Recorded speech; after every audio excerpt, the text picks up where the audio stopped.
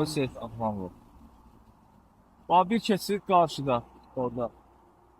Bir dənə də keçid arxada. Nə idi səbəb yəni burada keçid? Restoranda şey var. Burada Stollarımız var diye ona göre tez derman vardı. Stolları yemekleri. bildim yəni o sizə bəraət vermir axı ki, yəni siz buradan qayda pozasınız Bir bu də formada eləmir. yəni. Ki yəni keçiddən keçmək imkanlarınız var. Yaxınlaşın bura siz. Onu da çağırın bura. Uğurlar. Hoş geldin. Piyada keçidindən niyə istifadə edirsiniz? Piyada keçidi 30 metr qabaqda, 30 metr arkada. Hər iki tərəfdə sizin piyada keçidi görür. Niyə buradan keçirsiniz görür? Buradan niyə keçirsiniz?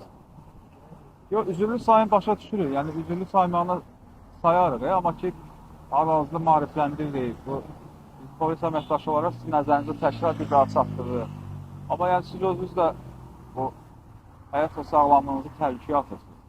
Birinci növbədə özünüzü qorumalısınız. Həm özünüzü, həm də sürücüləri, digər hərəkət iştirakçılarını. Belə hallara yol verməyin. İndi zəhmət olmasa yaxınlaşın, keçiddən çıxmalı. Sağ olun.